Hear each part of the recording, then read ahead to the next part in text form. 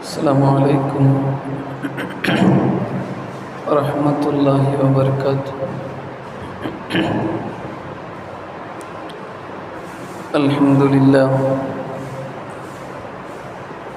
لله رب العالمين، والعاقبة للمتقين، والصلاة والسلام على سيدنا وسندنا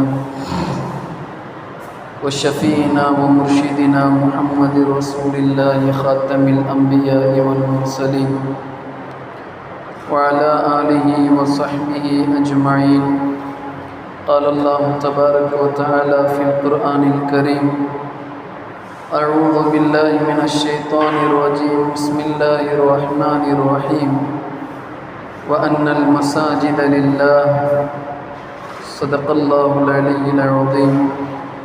وقال النبي صلى الله عليه وسلم: أحب البلاد إلى الله مساجدها. صدق نبينا سيد البشر.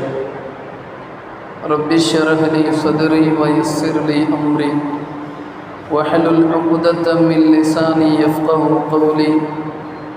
رضينا بالله ربا وبالإسلام دينا وبسيدنا محمد صلى الله عليه وسلم نبيا ورسولا، وبالإمام الأعظم أبي حنيفة الكوفي رحمة الله عليه إماما، وبالشيخ غوث الأعظم محي الدين شيخ عبد القادر جيلاني قدس الله سره العزيز شيخ ومرشدا. الصلاة والسلام عليك يا رسول الله، خذ بيدي قلت حيلتي أدركني مرادي يا شفيع المذنبين. اللهم صل وسلم وبارك عليه. அளவற்ற அருளாளன் நிகரற்ற அன்புடையவனுமாகிய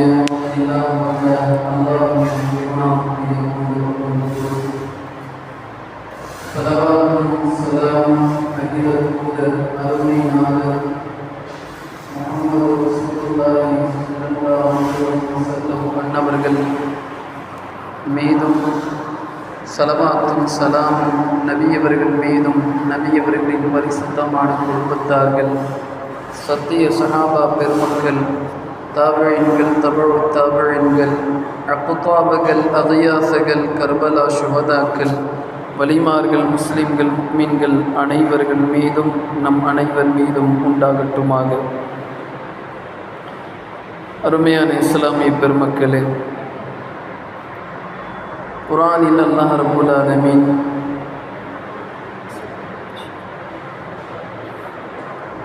வஅன்னல் மஸாஜித லில்லாஹ், நிச்சயமாக பள்ளி வாசல்கள் அனைத்தும் அல்லாஹ்வுக்கு உரித்தானவை என்று சொல்கிறான்.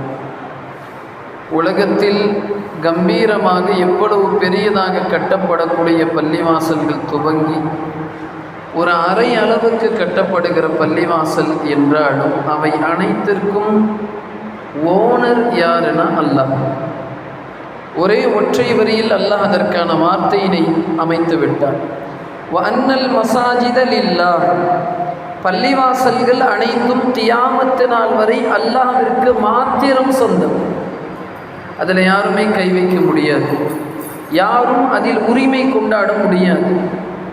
பல்வேறு தரப்பட்ட சூழல்கள் மாறி வந்தாலும், பல்வேறு தரப்பட்ட சமூகங்களின் கொடூர ஆட்டங்கள் பள்ளிவாசல்கள் மீது நிகழ்த்தப்பட்டாலும், எப்படிப்பட்ட ஒரு சூழல் வந்தாலும் இந்த சமூகத்தினை சார்ந்த பள்ளிவாசல்கள் என்பது அல்லாஹ்வுக்கு உரித்தானவை. முத்தவல்லிகளாக இருப்பவர்கள், பள்ளிவாசல்களுடைய தலைவர்களாக இருப்பவர்கள், பள்ளிவாசலுடைய செயலாளர்களாக, பொறுப்பாளர்களாக, நிர்வாகத்தில் இருப்பவர்கள் அனைவர்களுமே சில காலம் பள்ளியினை பாதுகாக்கக்கூடிய ஒரு சேவகர்கள், அவ்வளோதான், பணியாளர்கள்.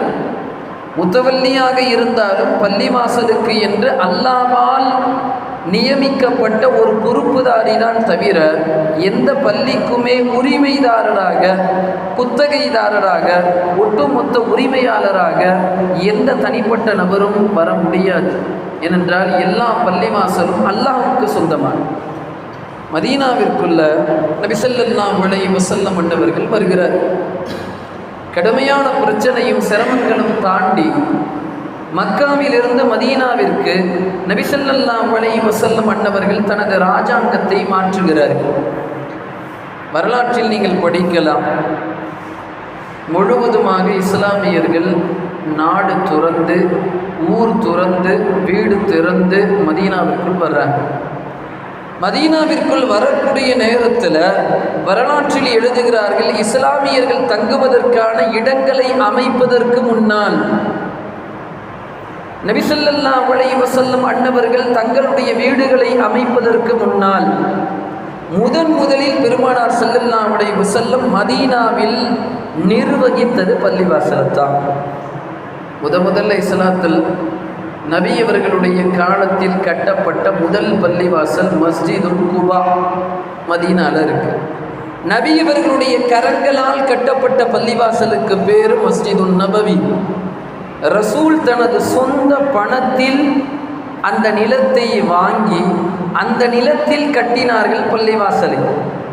பள்ளிவாசலை இன்னைக்கு நிறைய பாசிசவாதிகள், பாசிச சிந்தனைவாதிகள் சூறையாட வேண்டும் என்று அவர்கள் கங்கணம் கட்டி கொண்டு இருக்கக்கூடிய நேரத்தில் முதன்மையாக அவர்கள் வைக்கக்கூடிய குற்றச்சாட்டு என்னன்னா, எங்களுடைய ஆலயத்தின் மீது இந்த பள்ளிவாசல் கட்டப்பட்டது, எங்களுடைய இடங்களில் எங்களுடைய நிலத்தில் இந்த பள்ளிவாசல் கட்டப்பட்டது என்ற அந்த குற்றச்சாட்டை தான் தூக்கி வைக்கிறார்கள். பள்ளிவாசல் அமைப்பதற்கான இஸ்லாமிய சட்டங்களிலே முதன்மையான சட்டம் என்றால் அடுத்தவர்களுடைய இடத்தில், அடுத்தவர்களுடைய நிலத்தில் பள்ளிவாசல் கட்டினா கூடாது. பள்ளிவாசல் கட்டுவதற்கு என்று சில நியமங்களும் இருக்கிறது, சில சட்டங்கள் இருக்கிறது. ஷரியத் அந்த சட்டங்களை தொடர்ச்சியாக நமக்கு தந்திருக்கிறது. தெளிவான சட்டம் அடுத்தவர்களுடைய பள்ளிவாசல்களிலேயோ, அடுத்தவர்களுடைய இடங்களிலேயோ, அடுத்தவர்களுடைய மூலமாக அபகரிக்கப்பட்ட இடத்திலேயோ அல்லது அடுத்தவர்களுக்கு உரிமையான இடத்திலேயோ பள்ளிவாசல் கட்டக்கூடாது. நபி அவர்கள் தனது சொந்த பணத்திலே ஒரு நிலத்தை வாங்கி அந்த நிலத்தில் மஸ்ஜிதுன் நபவியை கட்டுகிறார்கள். தெளிவாக தெரியும். எத்தனை பள்ளிவாசல்கள் உலகம் முழுவதும் இருக்கின்றனவோ அந்த உலகம் முழுவதும் இருக்கிற பள்ளிவாசல்கள் அனைத்துமே அல்லாஹ்விற்காக வேண்டி ஏதாவது ஒரு செல்வந்தர்கள் வாங்கியிருக்கலாம், அல்லது இஸ்லாமிய ஆட்சியாளர்கள், இஸ்லாமிய மன்னர்கள் தங்களுடைய ஆளுமைக்கு கீழாக இருக்கிற தங்களுடைய ஆளுமைக்கு கீழாக இருக்கிற நிலங்களை பள்ளிவாசல்களாக மாற்றுவாங்க. அதில் அதற்கு முன்னாடி எந்த ஆலயங்களும் இருக்காது, எந்த நபர்களுடைய மதத்துடைய அடையாளங்களும் இருக்காது, எந்த மதத்துடைய சின்னங்களையும் உடைத்தோ, எந்த மதங்களுடைய ஆலயங்களை அப்புறப்படுத்தியோ, எந்த மதங்களும் புனிதமாக கருதுகிற இடங்களை அப்புறப்படுத்தியோ பள்ளிவாசலை கட்ட வேண்டும் என்ற கயமைத்தனம் இஸ்லாமியர்கள் யாருக்குமே இருந்தது.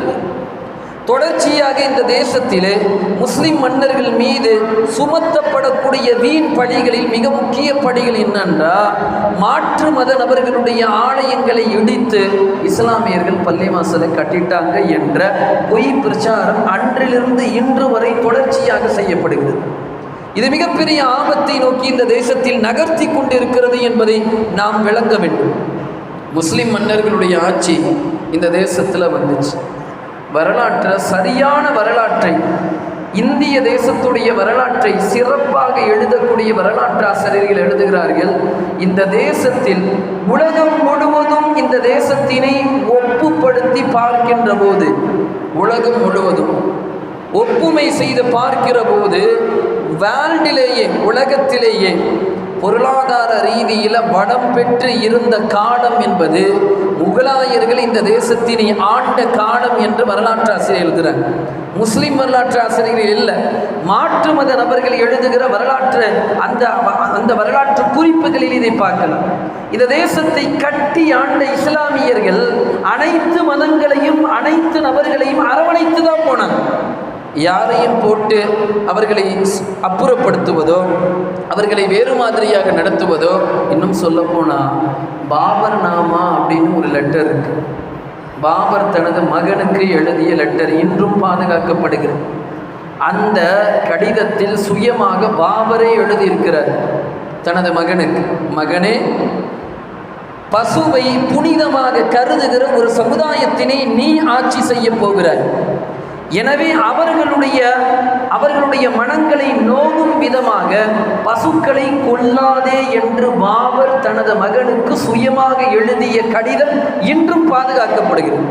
அப்படிப்பட்ட மத நல்லிணக்கத்தோடு இருக்கிற ஒரு மாபெரும் மன்னரை ஒரு மற்றவர்களுடைய ஆலயத்தை இடித்து பாபர் மஸ்ஜிதை கட்டினார்கள் என்று வீண் பழியினை சுமத்தி அதனால் இந்த தேசத்தில் ஏற்படுத்தப்பட்ட குருதி ஓட்டமும் இரத்த ஓட்டமும் காய்வதற்கு முன்னரே இன்று இந்த தேசத்தில் பல்வேறு பள்ளிவாசல்கள் தோண்டப்பட வேண்டும் என்ற முட்டாள்தனமான வாதங்களை வைப்பது என்பது இந்த தேசத்தினை பன்முகத்தன்மையினை உடைக்கக்கூடிய மிகப்பெரிய சதிவலை என்று நாம் தெளிவாக தெரிஞ்சுக்கணும். பாபர் அப்படிப்பட்ட நபர் இல்லை. இந்த தேசத்தினை ஆண்ட இஸ்லாமியர்கள் எத்தனை மடங்களுக்கு, எத்தனை கோயில்களுக்கு, எத்தனை சுவாமிகளுக்கு தங்களின் நிலங்களை எழுதி வைத்திருக்கிறார்கள் என்றெல்லாம் வரலாற்றை புடைத்து வரலாற்றை புரட்டி பார்ப்பதற்கு நாம் கடமைப்பட்டுள்ளோம். அந்த அளவுக்கு அவர்கள் மற்றவர்களை கொடுமைப்படுத்தி அடிமைப்படுத்தி அவர்கள் இருந்திருந்தால் வெள்ளக்காரங்களை எல்லா மதங்களும் சேர்ந்து எதிர்த்ததை போல இஸ்லாமியர்களை எதிர்த்திருக்க வேண்டும். இந்த தேசத்தில் வெள்ளையர்களை அடிப்பதற்கு கடைக்கோடியில் இருக்கிற நபர்கள் முதற்கொண்டு சிம்ம சொப்பனத்தில் இருந்த ராஜாக்கள் வரை அனைவர்களும் சேர்ந்து எதிர்த்தார். இஸ்லாமிய மன்னர்களை, இஸ்லாமிய ஆட்சிகளை, முகலாய ஆட்சியினை 800 வருடம் ஆண்ட இஸ்லாமிய ஆட்சியில் எங்காவது ஒரு வரலாற்று குறிப்பில் இந்த தேசத்தை சார்ந்த இந்து சகோதரர்கள் இந்த ஒட்டுமொத்த நபர்களையும் ஒட்டுமொத்த ஆட்சியாளர்களையும் எதிர்த்து போரிட்டார்கள் என்றோ, புரட்சி செய்தார்கள் என்றோ, அவர்களுடைய ஆட்சிக்கு எதிராக கிளர்ச்சி செய்தார்கள் என்றோ ஒரு வரலாற்று குறிப்பை காட்ட முடியாது.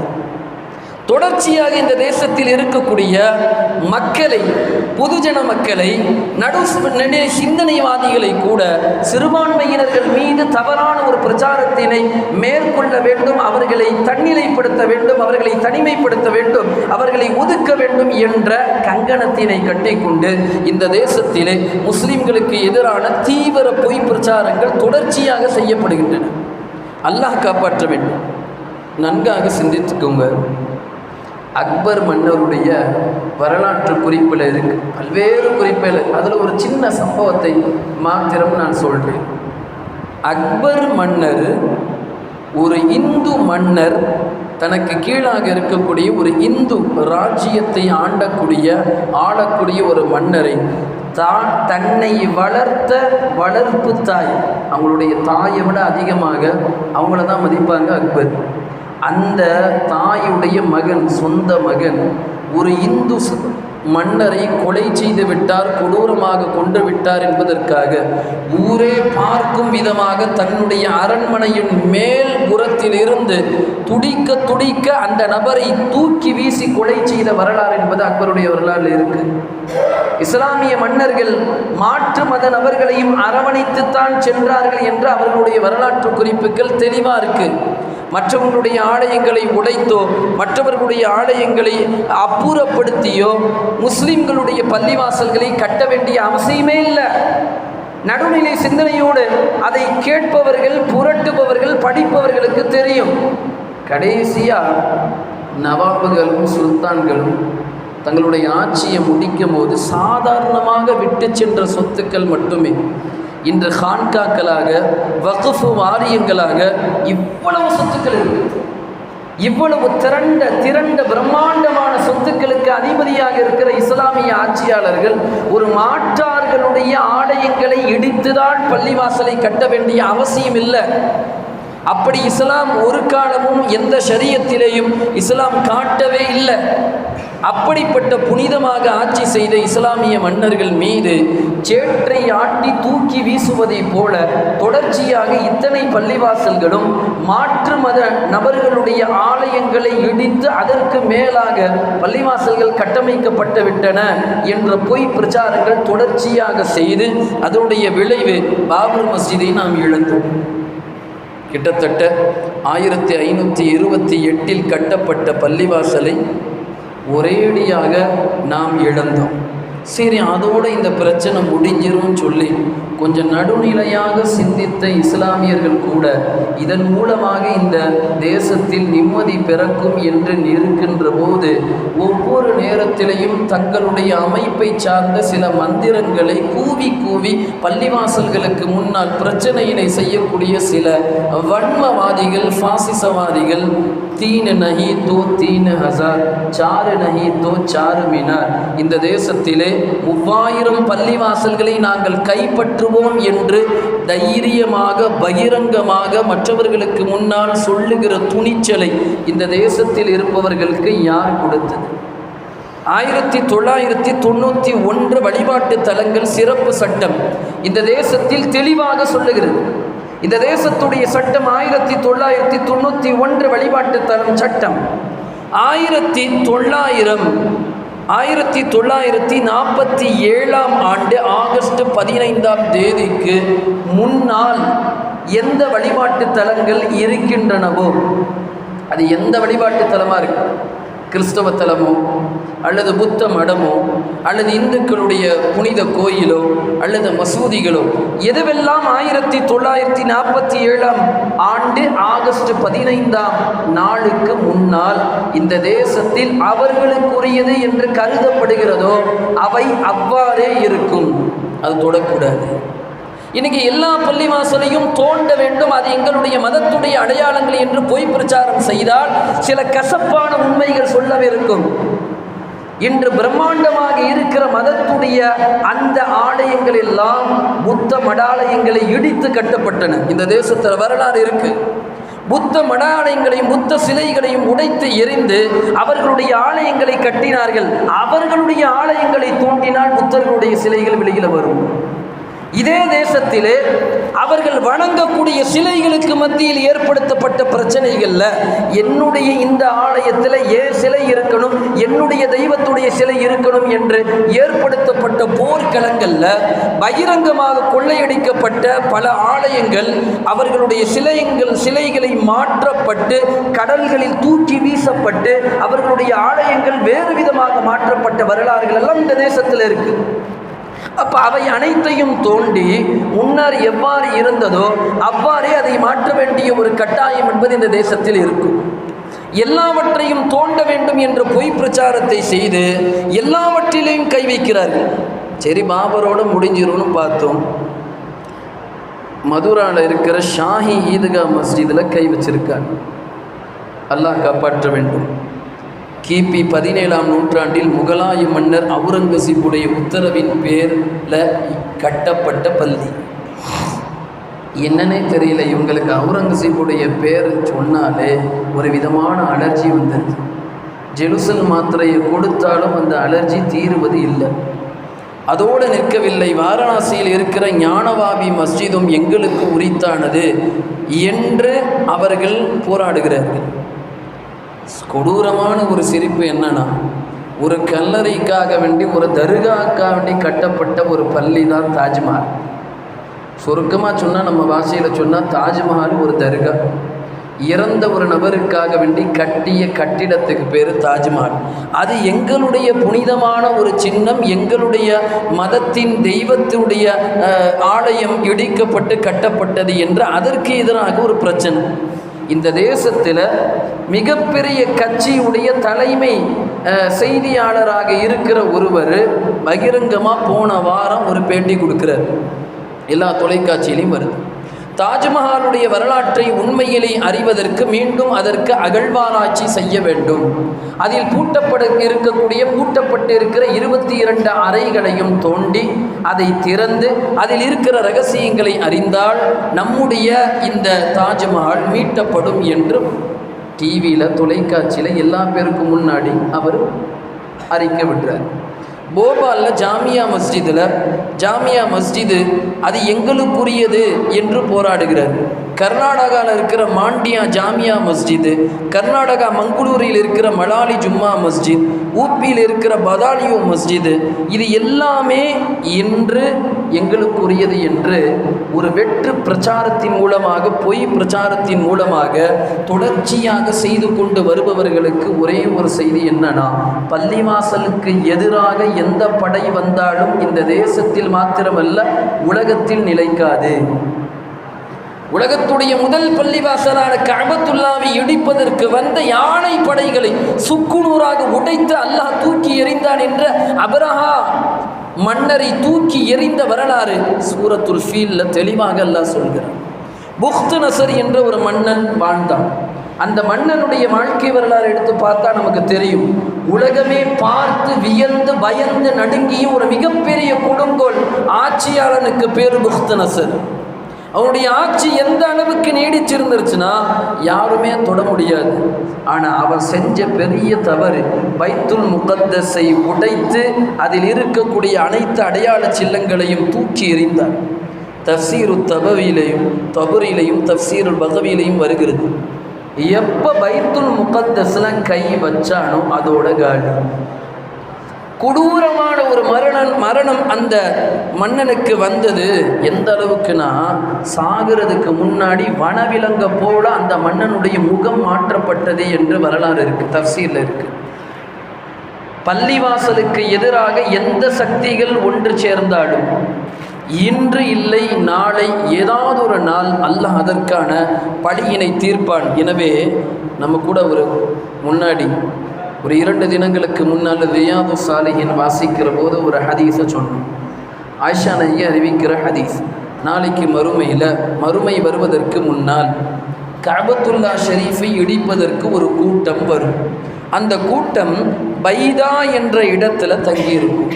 காபாவை இடிக்கணும்னு வந்திருப்பான்.